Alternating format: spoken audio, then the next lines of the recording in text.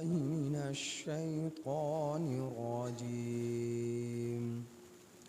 بسم الله الرحمن الرحيم. قل يا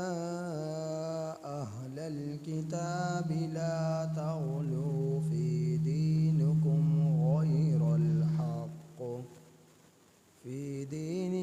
غير الحق ولا تتبعوا أهواء قوم قد ضلوا من قبل وأضلوا كثيرا وضلوا عن سواء السبيل.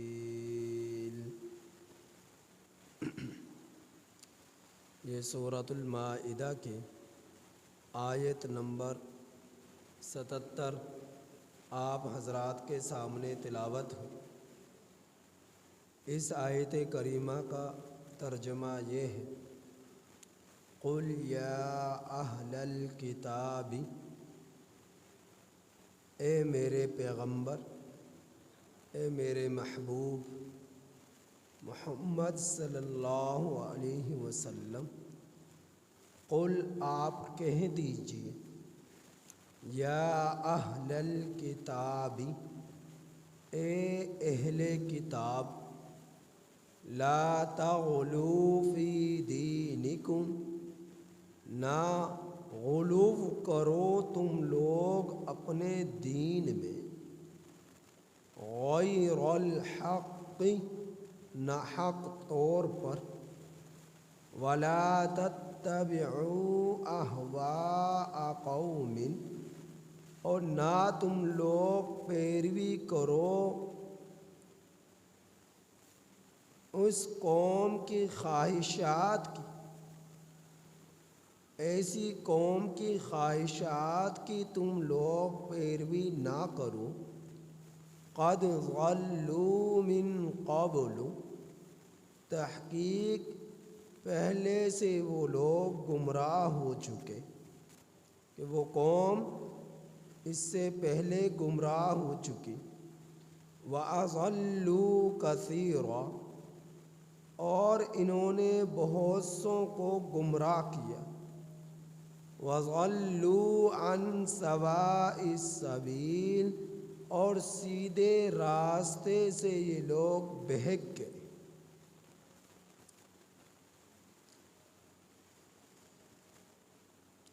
پچھلی آیات کریمہ میں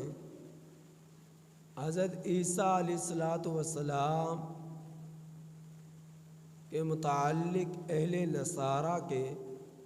3 طرح کے گروہوں کا تذکرہ ہوا، جن کا حضرت عیسیٰ علیہ السلام کے متعلق مختلف نظریات تھے، عقائد تھے۔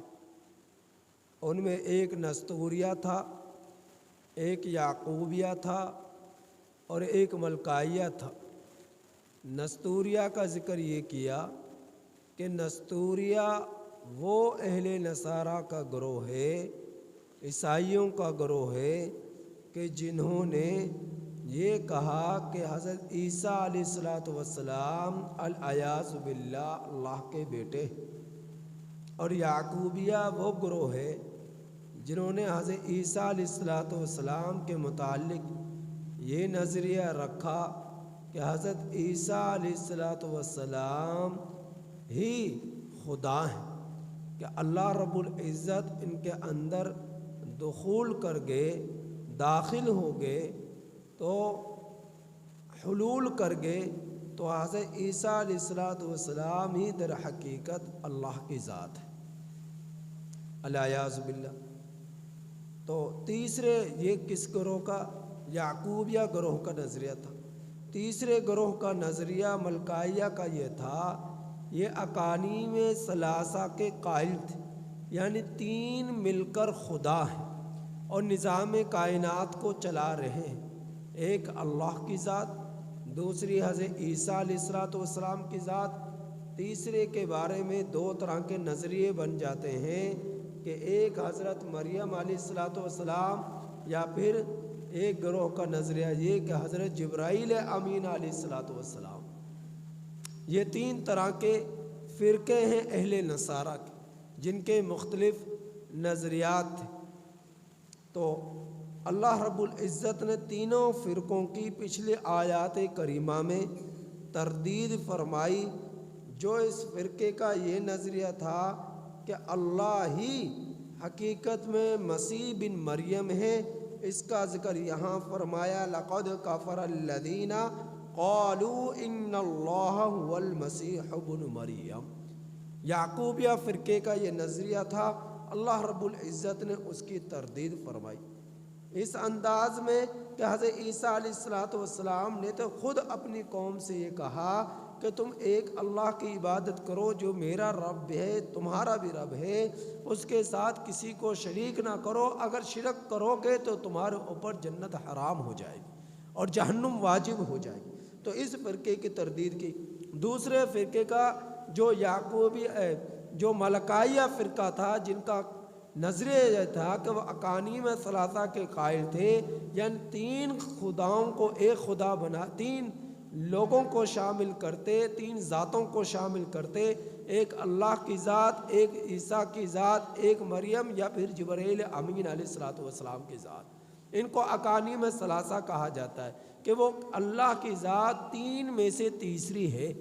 تو تینوں مل کر نظام کائنات کو چلا رہے ہیں. میرے رب نے اس کی بھی تردید کی اگلی آیت کریمہ میں، اور ان کا جو ہے نظریہ بھی بیان کیا تو ان پر کفر کا فتویٰ لگایا. لقد کفر الذین قالوا ان اللہ ثالث ثلاثہ، کہ بے شک اللہ تین میں سے تیسرے ہیں اور نہیں ہے کوئی الہ مگر ایک الہ. تو اللہ نے فرمایا تین میں سے تیسرے نہیں بلکہ وہ اللہ ایک اللہ ہے، پوری کائنات کے نظام کو وہی چلا رہا ہے، وہی خالق ہے، وہی مالک ہے، وہی رازق ہے. پوری کائنات کو بنانے والا، اس کو اب تھامنے والا ایک اللہ کی ذات ہے، تین نہیں ہے بلکہ ایک ہے. تو اللہ رب العزت نے اس نظریے کی بھی تردید کی، اس فرقے کی بھی. اور تیسرا فرقہ جس کا جو نستوریہ فرقہ تھا، جو حضرت عیسیٰ علیہ الصلوۃ والسلام کو اللہ کا بیٹا قرار دیتا، اللہ رب العزت نے 10ویں پارے میں اس کی تردید کی کہ انہوں نے یہ کہا کہ وقالت النصارى المسیح ابن اللہ، کہ ان کا نظریہ یہ بیان ہوا کہ حضرت عیسیٰ علیہ الصلوۃ والسلام کے بارے میں فرمایا، کہنے لگے کہ یہ اللہ کے بیٹے ہیں علیاذ باللہ. تو اللہ رب العزت اولاد سے پاک ہے، لم یلد ولم یولد، نہ وہ کسی کا باپ ہے نہ اس کی کوئی اولاد ہے. تو اللہ رب العزت نے ان فرقوں کی تردید فرمائی. اور پھر فرمایا کل کی آیت کریمہ میں کہ حضرت عیسیٰ علیہ الصلوۃ والسلام مریم کے بیٹے تھے اور اللہ کے رسول تھے، اور آپ سے پہلے بہت سارے رسول گزر چکے. آپ کی والدہ بھی بہت سچی عورت تھی اور دونوں کھانا کھایا کرتے تھے. بشری تقاضے جو جڑے ہوئے وہ ان کے ساتھ، بشری تقاضے جو ہوتے ہیں وہ ان کے ساتھ بھی تھے، کیونکہ یہ بھی بشر تھے، یہ بھی بشر تھے. اور بشر جو ہے وہ خدا نہیں ہو سکتا، کیونکہ بشر تخلیق میں محتاج ہے خالق کا، بشر رزق میں محتاج ہے رزاق کا. بشر جو ہے ملکویت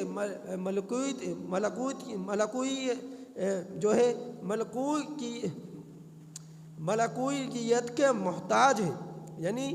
مالک ہونے، مملوک ہونے میں مملوکیت کا محتاج ہے مالک کا، اور وہ مالک ہے اللہ کی ذات. تو اللہ رب العزت نے تو ان کے حضرت عیسیٰ علیہ الصلوۃ والسلام اور آپ کی والدہ کے بارے میں فرمایا کہ یہ تو اللہ کے بندے تھے اور اللہ کے رسول تھے. تو اللہ رب العزت نے ان کو سینکڑوں معجزات عطا فرمائے، اور معجزات کے بارے میں یہ فرمایا کہ معجزات اللہ کا فعل ہوتا ہے اور اللہ کے پیغمبر سے اس کا ظہور ہوتا ہے، اس کا صدور ہوتا ہے نبی کے ہاتھ سے. تو اللہ وہ خود سے معجزہ پیدا نہیں کرتے، خود ان میں اتنی صلاحیت نہیں کہ خود سے وہ معجزے کا ظہور کر سکے، بلکہ جو معجزات کا ان سے ظہور ہوتا ہے وہ بھی اللہ کے حکم سے ہوتا ہے اور ان کے ہاتھ پر ہوتا ہے. تو اللہ رب العزت نے ان عیسائیوں کے اہل نصارہ کی تینوں طرح کے فرقوں کی تردید فرمائی اور پھر یہ فرما دیا کہ تم اللہ کے سوا جن کو معبود بنا رہے ہو نہ تو وہ نفع دینے کا محتاج ہیں نہ ہی وہ نقصان دینے کے مالک ہیں، وہ نہ نفع دینے کے مالک ہیں نہ وہ نقصان دینے کے مالک ہیں، وہ تو خود محتاج ہیں، انہیں بھی گرمی سردی لگتی ہے، انہیں بھی بھوک پیاس لگتی ہے اور وہ اپنے رب سے مانگتے ہیں یا اللہ میں بیمار ہوں مجھے صحت عطا فرما، وَإِذَا مَرِضْتُ فَهُوَ يَشْفِينِ، اگر وہ تکلیف میں ہیں تو وہ اللہ سے مانگتے یا اللہ میں تکلیف میں ہوں میری تکلیف کو دور فرما، یا اللہ میں نقصان میں ہوں میرے نقصان کو نفع میں تبدیل فرما، حتیٰ کہ اللہ کے رسول صلی اللہ علیہ وسلم کے بارے میں بھی میرے رب نے فرمایا کہ اے میرے پیغمبر آپ کہہ دیجئے قُلْ لَا أَمْلِكُ لَكُمْ لِنَفْسِي ضَرًّا نَفْعًا وَلَا ضَرًّا، کہ میں تمہارے لیے مالک نہیں ہوں، میری ذات مالک نہیں ہے تمہارے لیے نہ تو نفع پہنچانے کی نہ نقصان پہنچانے کی۔ اور پھر دوسرے مقام پر ارشاد فرمایا لا املک لکم ضرا ولا نفعا، کہ آپ کہہ دیجئے میں تمہارے لیے نہ نقصان کا مالک ہوں نہ میں نفع کا مالک ہوں، بلکہ میں تو خود نفع نقصان کا محتاج ہوں اللہ کی ذات کا۔ اب نبی کریم صلی اللہ علیہ وسلم جو پوری کائنات میں آپ سے بڑھ کر کوئی افضل جو ہے رسول نہیں ہے انسان نہیں ہے، تو پوری کائنات میں سب سے افضل ترین اگر کوئی شخصیت فضیلت کے حامل ہے تو وہ میرے اور آپ کے رسول ہے، نبی کریم صلی اللہ علیہ وسلم کے ذات اقدس ہے، تو ان کے بارے میں بھی اللہ تعالیٰ فرما رہے کہ آپ ان سے کہہ دیجئے میں نہ تو نفع کا مالک ہوں نہ میں نقصان کا مالک ہوں۔ آپ اندازہ کیجئے، اور اہل نصارہ کے ایک فرقہ جو یہ کہتا ہے کہ حضرت عیسیٰ علیہ السلام کو سولی پر لٹکا دیا گیا، تو سولی پر لٹکا دیا گیا اور سولی پر چڑھ گئے، تو اس فرقے کا نظریہ یہ ہے، تو اللہ رب العزت نے اس فرقے کی تردید یوں کی کہ حضرت عیسیٰ علیہ السلام کو وما قتلوہ وما صلبوہ ولکن شبہ لہم، نہ ان کو سولی پر لٹکایا گیا نہ ان کو قتل کیا گیا، بلکہ معاملہ ان قوم کے درمیان مشتبہ ہو گیا۔ اور پھر اللہ رب العزت نے فرمایا دوسرے مقام پر وما قتلوہ یقینا، یقینی طور پر حضرت عیسیٰ علیہ السلام کو قتل نہیں کیا گیا،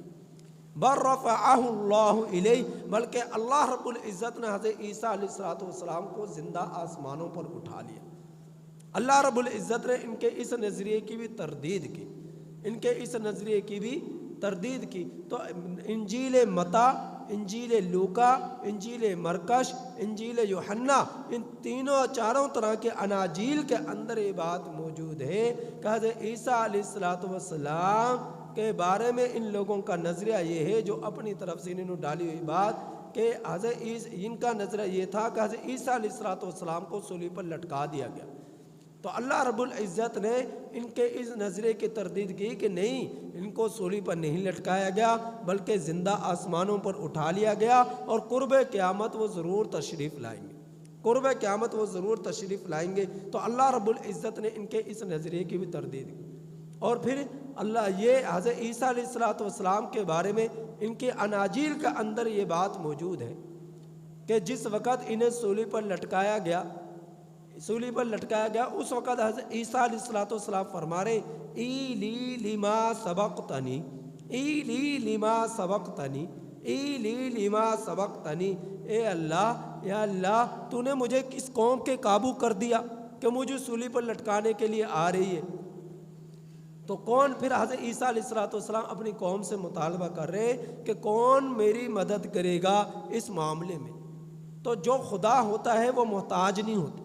اور جو خدا ہوتا ہے اسے قتل نہیں کیا جا سکتا، اور جو خدا ہوتا ہے اسے صلیب پر نہیں لٹکایا جا سکتا۔ تو یہ لوگ جو کہتے ہیں حضرت عیسیٰ علیہ السلام خدا ہیں، تو حضرت عیسیٰ علیہ السلام کیوں پکار رہے ہیں پھر اپنی قوم کو، اور کیوں کہہ رہے ہیں یہ بات کہ اللہ تو نے مجھے کس قوم کے قابو میں کر دیا کہ وہ مجھے صلیب پر لٹکانے کے در پر ہیں اور صلیب قتل کرنے کے در پر ہیں؟ تو حضرت عیسیٰ علیہ السلام یہ کہہ رہے ہیں، اور انجیل متی کے اندر تو یہ بات بھی موجود ہے کہ حضرت عیسیٰ علیہ السلام ایک مرتبہ اپنے حواریوں کے ساتھ، ساتھیوں کے ساتھ کسی سفر پر جا رہے تھے، تو سفر کے دوران آپ کو بھوک لگی، آپ کو پیاس لگی، بھوک نے ستایا، تو آپ کہہ رہے کہ مجھے تو بھوک لگ رہی ہے بہت زیادہ، تو راستے میں دیکھا کہ ایک انجیل کا درخت ہے، اب وہ انجیل کا درخت جو ہے اسے دیکھ کر حضرت عیسیٰ علیہ السلام اس کی طرف آئے کہ میں اس کا پھل کھاؤں، اس کا پھل کھاؤ۔ تو توڑنے کے لیے آئے، جب حضرت عیسیٰ علیہ السلام اس کے قریب پہنچے تو دیکھا کہ پھل نہیں ہے، تو کہنے لگے کہ عجیب بات ہے، پھل نہیں ہے، جبکہ وہ موسم ایسا تھا جس میں انجیل کے درخت میں پھل نہیں لگا کرتے۔ تو آپ اندازہ کیجئے، جو رب ہوتا ہے، جو خدا ہوتا ہے، اسے تو پہلے سے ساری چیزوں کو معلوم ہوتا ہے۔ تو حضرت عیسیٰ علیہ السلام کے تو اس معاملے میں اتنا بھی علم نہیں تھا کہ یہ موسم کون سا ہے اور اس موسم کے اندر پھل لگتا ہے یا نہیں لگتا، تو اس سے بھی وہ بھول گئے۔ تو جو خدا ہوتا ہے وہ بھولنے سے پاک ہوتا ہے،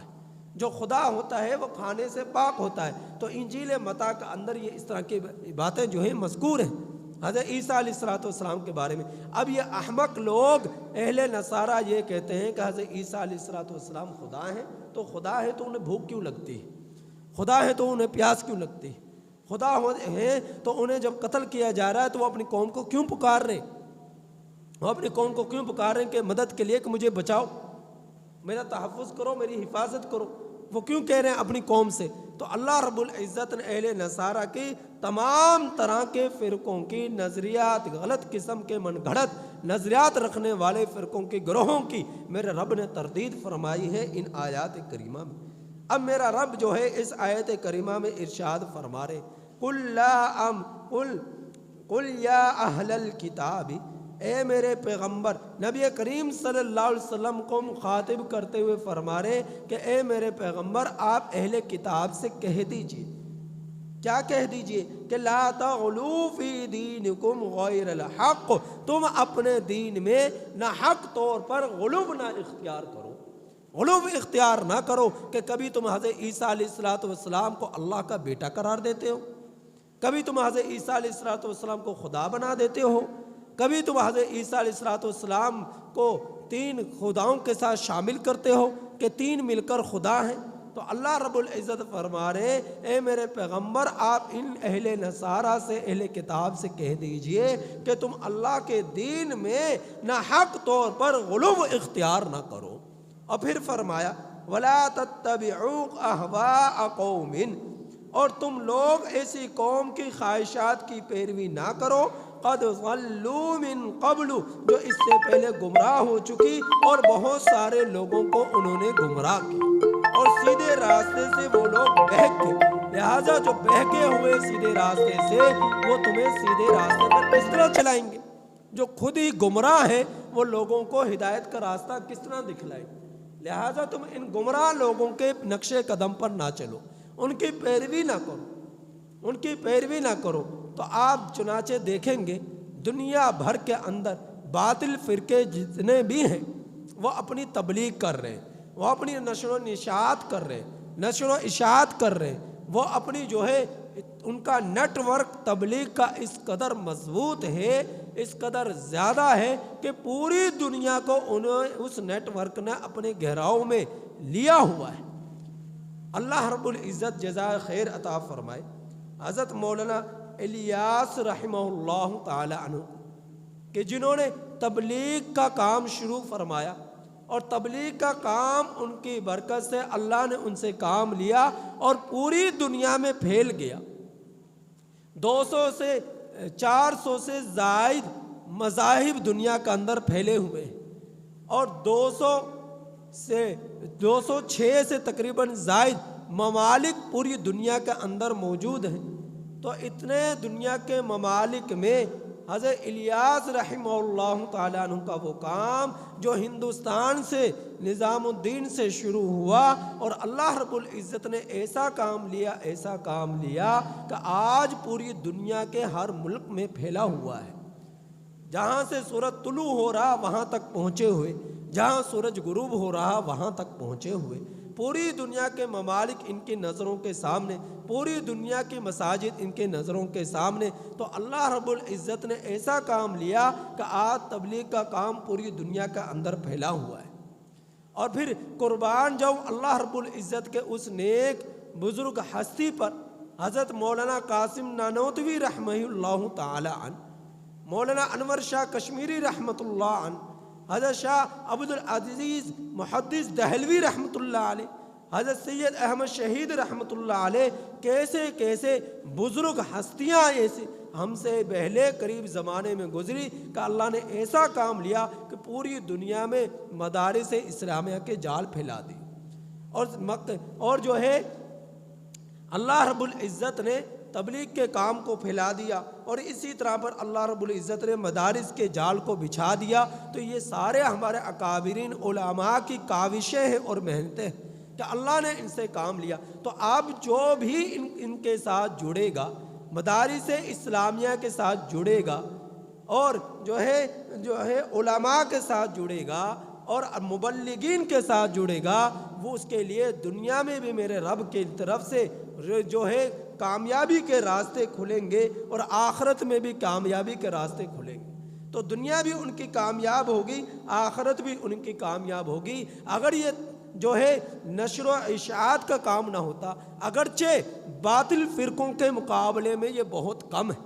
اور باطل فرقوں کا نیٹ ورک بہت تیز ہے، لیکن اللہ رب العزت نے جب یہ جو حق کا راستہ کھلا اور حق والے دین کا کام لے کر نکلے ہیں، اور یہ نشر و اشاعت کا کام کو سنبھالا ہے، تبلیغ کے کام کو سنبھالا ہے، درس و تدریس کے کام کو سنبھالا ہے، خط و خطابت کے کام کو سنبھالا ہے، تو اللہ رب العزت نے اس کی برکت سے باطل کے جو ہے منہ بند کر دیے، باطل کے ناپاک عزائم کو انہوں نے روک دیا۔ تو اللہ رب العزت انہیں جزائے خیر عطا فرمائے۔ اب جو ان کے ساتھ جڑے گا، اللہ ان کے لیے بھی دنیا کو بھی سنوار دے گا، آخرت کو بھی سنوار دے گا۔ لہذا ضرورت ہے کہ ہم لوگ اپنے ایمان کی بھی فکر کریں، اعمال کی بھی فکر کریں، اور وہ کام جس کام کے لیے اللہ نے انبیاء کرام علیہ الصلوۃ والسلام کو مبعوث فرمایا، اس کام کو اپنی ذمہ داری سمجھتے ہوئے پوری دنیا میں نکلیں اور اللہ کے کام کو، اللہ کے دین کو زندہ کریں۔ اللہ سے دعا ہے کہ اللہ تعالی ہمیں اس آیت کریمہ کی کامل سمجھ نصیب